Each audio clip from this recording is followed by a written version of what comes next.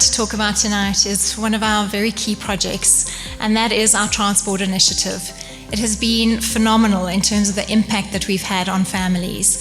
When Fred and I were at hospital in Red Cross, when Sam had been moved and when he was really terminal, we noticed that we have the most incredible hospitals in South Africa, but many people, especially children and families who are facing chronic illness, are unable to get to their follow-up appointments and to their therapies, which are so important in terms of maintaining their health, especially the transplant patients. And we saw a need.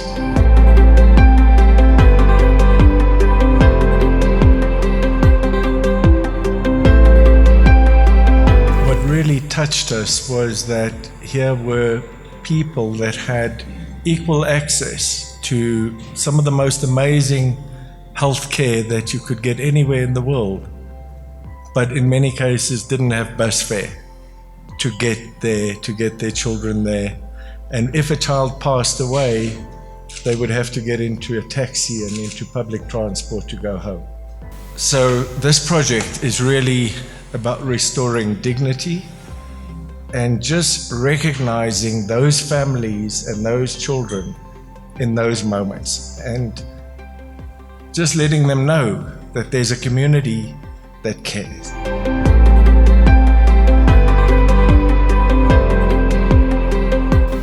So Footprints for Sam is really about bringing hope and dignity and change to these families, because as Fred said, an ICU is not a place for a child, and that's what we learned for Sam. So we try and bring that hope and that beauty and that magic back into their lives.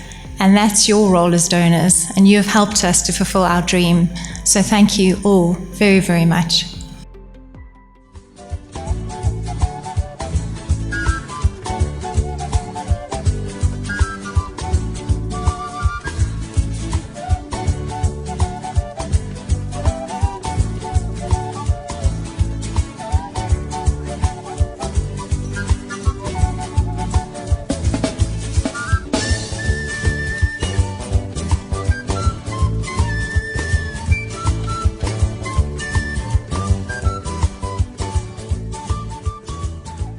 So when I met with Melissa for the first time, I was so touched by her story, and I just knew that this was something I wanted to be involved in.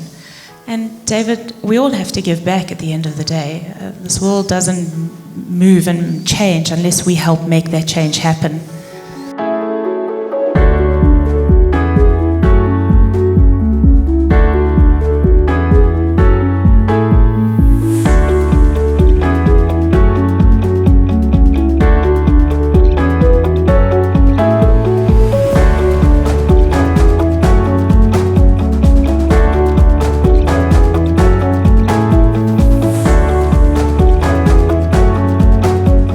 Melissa and Fred, I think in March 2018, a year ago, when there was a conference in Johannesburg called Risky Business, and Melissa and Fred gave their story at the conference. It was very moving. It was a conference really for mostly healthcare providers, and I felt moved, very, very moved, because I actually felt as a healthcare provider we were letting people down, and I felt that there was a need to try and set up some connection with what they were trying to do.